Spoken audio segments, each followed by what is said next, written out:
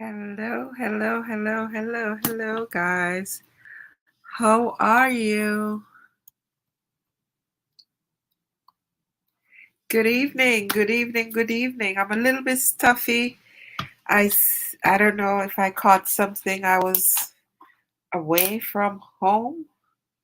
I came back sneezing and stuffy. Don't know what's going on. I'll take care of that uh, a little bit later. How you been, guys? How are you? How are you? Where are you? Who is joining us tonight? More importantly, who is fasting? It's my water, and I'm sticking to it. That's all I've been having since last night. And it's working out fine for me. Is anybody else fasting? How is it working? What are you drinking to stay hydrated? Jump on and tell me, even if you watch this broadcast afterwards, still let us know how you're coping. What are you using? What are you hydrating your body with? Um, do you have to take electrolytes or are you just on water? It would be great if you're just able to drink water alone and stay hydrated and you're not feeling hungry. That's what I've been doing and it's been okay. It's been working. Um, no issues, no hunger issues, no emergency, no feeling like you're gonna faint or you can't make it. None of that is happening. And I'm so grateful for that. All right. Let me see. Okay, so there's something I want you to listen to. So last night I wasn't able to broadcast on YouTube for my YouTube viewers. I was out of the state. I could only use my phone because it was convenient for me to broadcast to different channels. So we missed that. But then, I didn't do a lot of talking either. I just wanted us to kick this off and get it going so that we all know that we are on the same page. We're doing what we said that we would. But tonight I found a video here um, entitled "The Impact of Fasting on High Blood Pressure." It's a professional study, and I'm going to play it so that you can hear it. Um, it's from a doctor. I don't want to say her name. Wilmanini. And it's very interesting studies. It's not very long, so I think it was about 14 minutes. So please listen the entire thing. Be patient, right? Um, information is key, right? It doesn't just help you, it helps the other persons you interact with because what you learn, you can tell your coworkers, you could tell your siblings, you could tell your friends and so on. So be patient and listen to it. It's a very interesting study and she's given a detailed account of what happened in the study. They were studying people who has high blood pressure and how intermittent, well, long-term fasting, how effective long-term fasting is on high blood pressure. Hi, Pauline, nice to have you. So listen up. I know a lot of people who have high blood pressure might be watching this. High blood pressure seems to be a thing, and some people wear it like a badge of honor, like, oh, I have high blood pressure and that's it. Like they're not doing anything to get rid of it. They think that they have to keep it, and they switch over to using meds, and then it's just like a thing. Oh, I have high blood pressure, and they're not trying to do anything to stop it to get rid of it. They just want to be on medication to control it, but not to get rid of it. So listen to this study and make your own conclusion. It's a professional study, right? So it's from doctors. All right.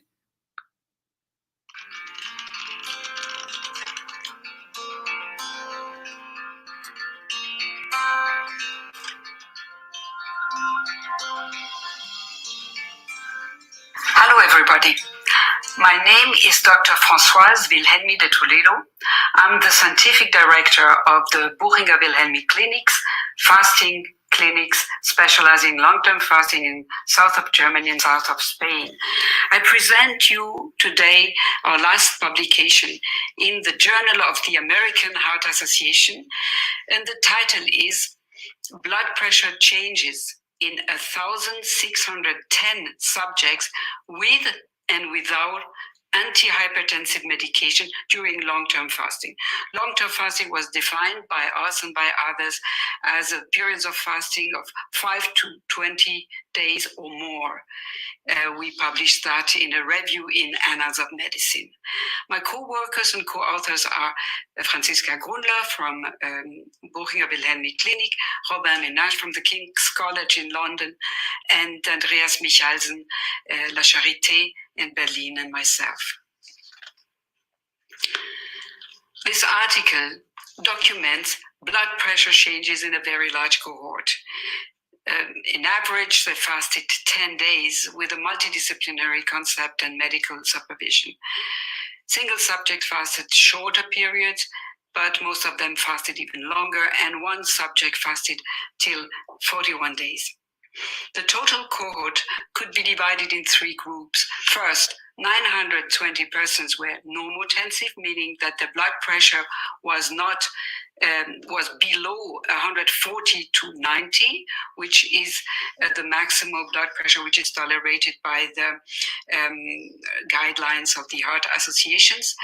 And the rest, 60-90 persons, were hypertensive, means they had blood values over 140 to 90, sometimes much higher. And part of them was medicated with 1 up to 4 drugs. It was 377 persons. And the other ones were not medicated. They probably didn't even know that they had high blood pressure. High blood pressure is an important and widespread risk for life-threatening diseases, especially heart and cardiovascular diseases, especially myocardial infarction and stroke.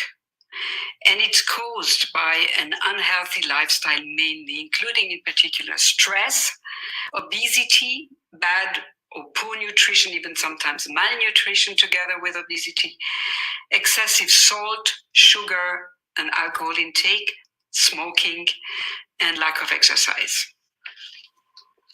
The official steps to treat hypertension. Okay. So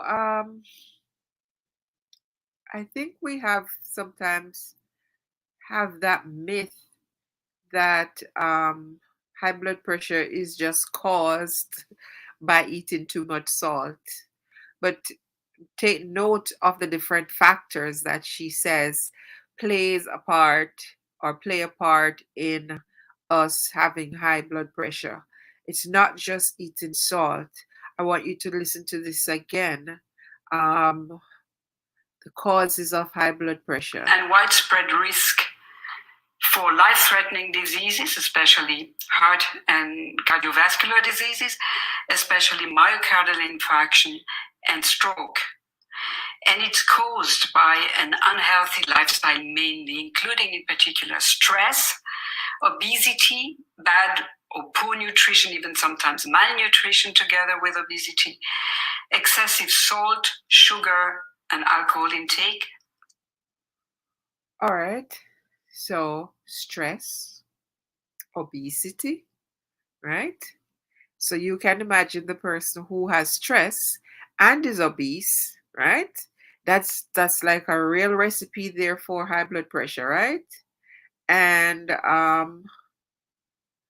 the excessive use of salt and sugars, interestingly, right? Alcohol and I believe smoking, right? So let's not fool ourselves that it's only eating salt that causes us to get high blood pressure. There are more reasons than that. So we have to start thinking about the different, you have high blood pressure and you can control it because um, a lot of different factors are impacting it, and you're using medication and it's not happening for you. You're still going crazy, you're still obese, you're still um under too much stress and all of that. All of these things go together to help to make you sick, right? So you have to make sure the environment that you exist in is right and it's conducive to you getting better, right? It's no use you're in a stressful environment, things getting on your nerve, um, life seem impossible, no support, you're under stress at work, stress at home, stress everywhere, you're not exercising, you're eating fast food, you are drinking a lot of sugar, you're smoking in some cases, you're eating fatty food and all of these things, and you're still thinking that you are going to be able to control that high blood pressure. It's not going to happen. All of these things go together, right? So you have to look, take an inventory of all the things that you're doing that could be affecting um your blood pressure, right? Not just sugar, not just salt. All right, so we'll continue listening to her, to the good doctor. Smoking and lack of exercise. The official steps to treat hypertension is first, according to the recommendations, is to change lifestyle. And the physician is supposed to teach the patient how to do it. This teaching is not easy, takes a long, long time, and many times it doesn't succeed. And so the patient is put on medication. This medication can be a single drug or a combination of 1 to 4 drugs. The drugs therapy is efficient but has side effects in many cases. So what are the side effects? First of all, dizziness, sometimes even fainting, insomnia, headache, sometimes depressions, even impotence, and physiologically you have sometimes too low sodium in blood, hyponatremia, hypokalemia, which is too low potassium in blood, or too small blood volume. All that leads to a difficult, a diminishment of the life quality, but also a bad adherence to the drug treatment, and many people are not compliant because of the side effects. So non-pharmacological strategies, like for instance nutritional strategies, are proved to have big effects, and also fasting periods, short or, like we show in our study, long-term fasting. So you remember our cohort, 1,610 humans, 62% were women, and they were either normotensive or hypertensive, medicated or not. We saw with the total group a decrease of the blood pressure. The two values, the first one called the systolic value and the second one called the diastolic value. The diminution of blood pressure by long-term fasting has been already published by ourselves in 2019 in PLOS ONE with a large cohort too, and by other authors. But the interesting in our study is that Okay, so for those of you who were asking before, can fasting help with reducing high blood pressure? According to the doctor, they have published studies that show that it can, right? You didn't get that information from me. You got that from the doctor, right? So you will believe her more than you believe me because she's a doctor. Okay. Um, Intermittent fasting, long-term fasting can have a very positive effect on high blood pressure, right? So we check that. All right. Let's continue. Divided the groups afterwards. And what happens to the subgroups? The normotensive subjects, they were 920. They showed a moderate decrease, which is good because if they have already a normal blood pressure, sometimes they just come from the upper part of the norm to the lower part of the norm, which is very positive.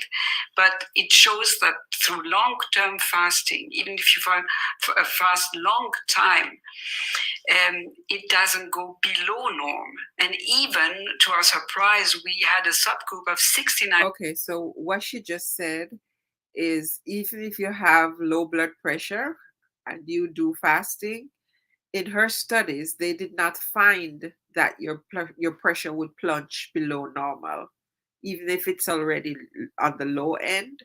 And you, according to her studies, it did not go lower than it should. So it didn't put them into any danger. Women having low blood pressure, values under 100 to 60, and we saw an increase, a slight increase of their blood pressure, bringing them more energy and well-being. Now, let us consider the hypertensive group. We have, of course, the ones who take no medication, and they are higher in the blood pressure, which is understandable. And this is the group who had the biggest reduction in their systolic blood pressure, going from 140 in average to 126, and in the diastolic values going from 93 to 83. So they could normalize their blood pressure in some cases, but from the whole group, 190% had totally normal blood pressure after the fasting. On note, we could notice that the people with the highest blood pressure at the beginning of the fasting had the greatest reduction. Some subjects, we had a little subgroup with very high blood pressure values of 160 over 100, and they could normalize their values to 135 to 87, which is just below the maximum level of norm. Now, what about the medicated subjects? When a person with hypertension and antihypertensive medication come to fasting, then you have to monitor the blood pressure very regularly. Of course, why? Because it's decreasing. And so the effect of the fasting and the effect of the medication is similar. So you need to monitor and slowly eliminate the drug or the drugs and or lower the dosage so that the persons don't faint, don't have dizziness and other problems they can have if they come in an hypotensive situation. So what happened with them? They reduced their blood pressure, which sometimes was a little bit elevated despite of the drug medication. They decreased and continued to decrease the blood pressure, although we could eliminate the drugs. And in 25%, we stopped the medication.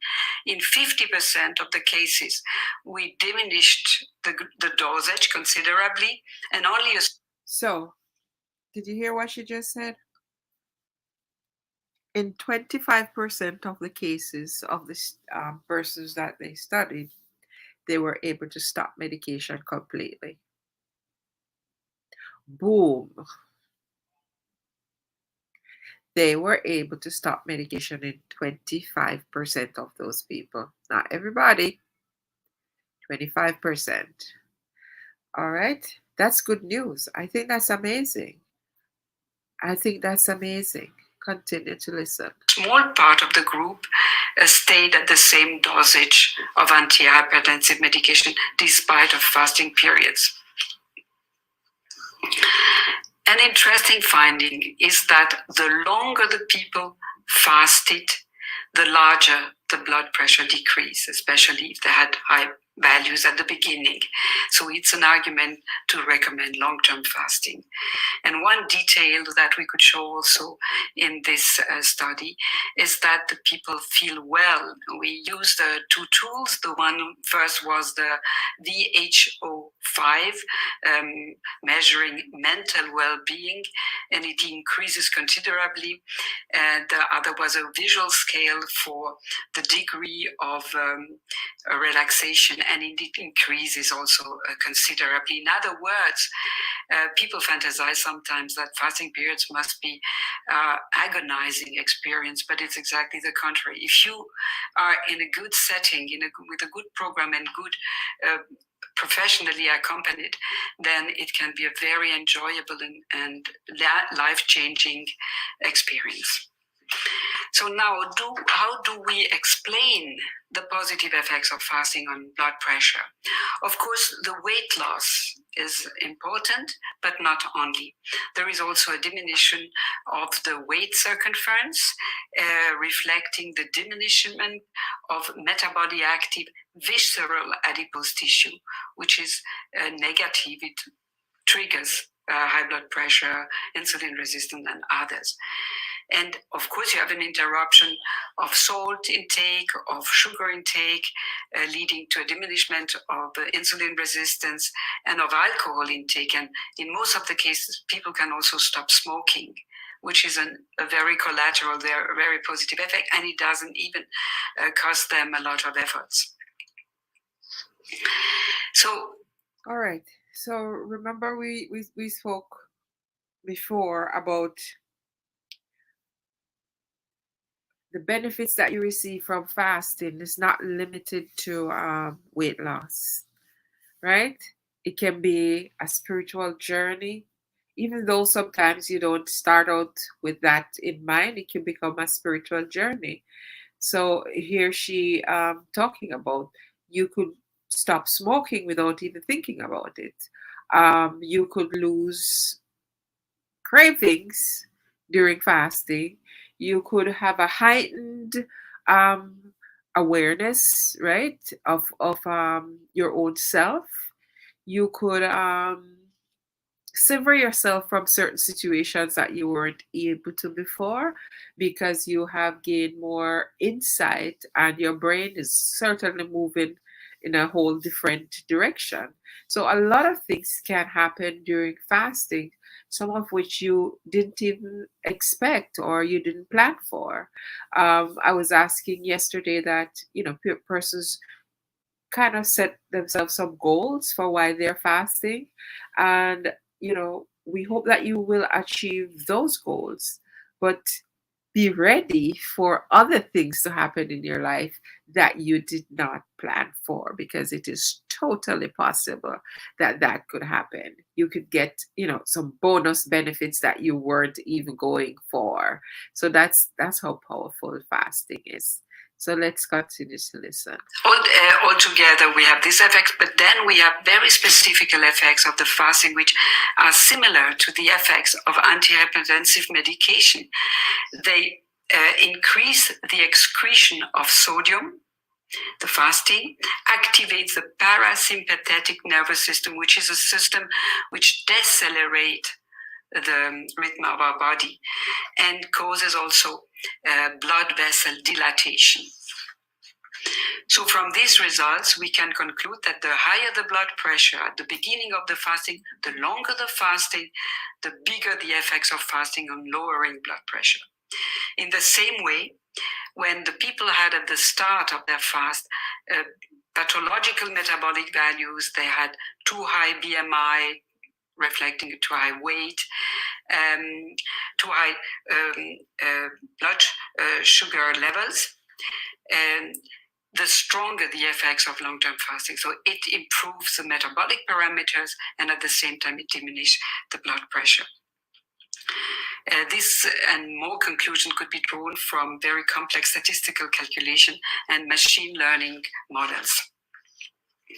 So this very large cohort, probably the largest cohort of humans fasting long term, not only obese people, but also many normal weight people, we could conclude that when it can be a complementary treatment of high blood pressure, especially when the drug treatment fails to control adequately the blood pressure values, especially when side effects are really a problem, and also the number of people in that category is growing when people are keen to try, especially at the onset of the high blood pressure, to try to do through lifestyle changes, lowering of their blood pressure, controlling their blood pressure just by own self-healing power, which is, for instance, when you change your nutrition, you move more, when you diminish the stress, or just try to tend to a better emotional balance, you enjoy food which has less salt. Most of the time is the food you cook at home, less sugar and less alcohol. And of course, you stop smoking because this is a bad habit. And what I advise to you, fast, and don't be afraid even of long-term fasting, because this is a very, very profound experience. For that, you need to be in a special setting, a professional setting, with a medical accompaniment, especially if you take drugs. And I thank you for your attention. And I remember you that you find in the description all our recent publications, and there are more than 10, on long-term fasting in very large cohorts and their benefits on oxidative stress, blood pressure, and many other parameters. All right. Thank you, doctor. Thank you. So, guys, what do you think? Right? Those of you who had doubt and questions about intermittent fasting and its effect on high blood pressure, you can draw your own conclusion. But as with anything else, I would still say, especially if you have a severe type of high blood pressure, that you consult your doctor and be advised on steps through the whole journey. You have some way of recording the changes so you can discuss it with your doctors, right? If you're on meds, you need to talk to your doctor before you make drastic changes.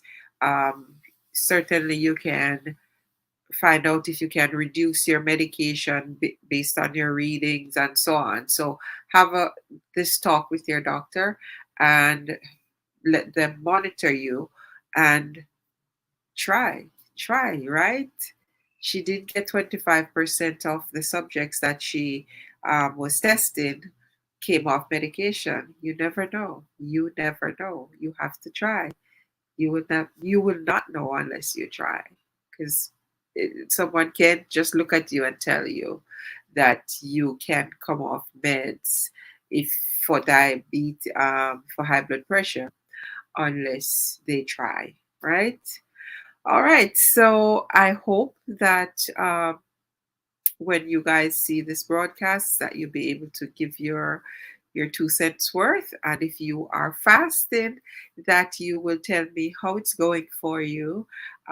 We are into day 2 already. Let's encourage each other. Share this video with your network, and especially people who you know are suffering from high blood pressure, or people who you know should be fasting for other reasons. Um, Sharing is caring, right? And in this case, sharing is really caring. So you get the information to these other persons. So I just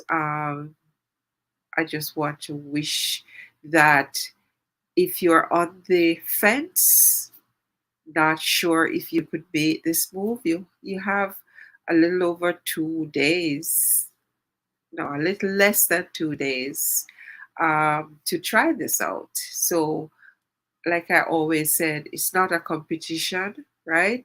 You can start anytime. You're not going to be kicked out of the program if you did not finish the whole cycle. It's just here for you to learn to do it, and you're only going to learn to do it if you practice, right? You can't stay outside and know what's going on inside. No, you have to step in. You have to step into the building. You have to subject yourself to what's going on. You have to allow yourself to be vulnerable and to see how far you can push yourself. And you push yourself some distance today, tomorrow you might be able to push a little further. So don't be afraid. Even if you cannot do the full 24 hours fast into a loop like I'm doing, you probably could do half of a day, or, three quarters of a day, or, you know, delay eating breakfast until after midday. That's still also very effective. Intermittent fasting is still very effective. But try to lose the grip that food has on you, though. It's a very empowering thing to know that you could see food and walk past it without eating it. And I tell you, I I walked into my apartment today, and I had some some pistachio cake, and honestly, just the sight of that pistachio cake made me wanted to eat it. And I nicely packed it up and put it away, right? Um, because I'm fasting. I'm not going to break my fast because of some pistachio cake because I love it. No, you have to have self control. Self control is golden, right? When you can control yourself, where food is concerned, when you can control yourself, where um, other things, other factors in life are concerned, whether it's a guy or the girl, or your friends. When you can stand firm behind what you're doing and be purposeful, it's a wonderful thing. I am so proud of myself that I looked at that green colored pistachio cake, and I know I love it, but I said, no, I'm not going to break my fast over some pistachio cake, right? All right, so I hope that your pistachio cake will come and you're able to pass it by, whatever that might look like. Whatever your pistachio cake might look like tonight, I hope you will be able to resist it and resist it tomorrow, and we can finish these 3 days very well. All right. I have not been exercising much, so I haven't been mentioning it because I was kind of up and down. Well, I did exercise a lot today. I did move a lot of box between last night and today. Move a lot of boxes, pack a lot of stuff, and I was really very doing a lot of very physical work until um, early in the morning this morning. So yeah, and I went back today again and did some. So I did a little bit of pedaling, but I did a lot of physical activities overall, and I didn't feel weak or tired at all. At all. I worked last night straight into like probably about 3 o'clock time, packing boxes, moving stuff, doing really physical activities, and I didn't feel like I was hungry nor tired.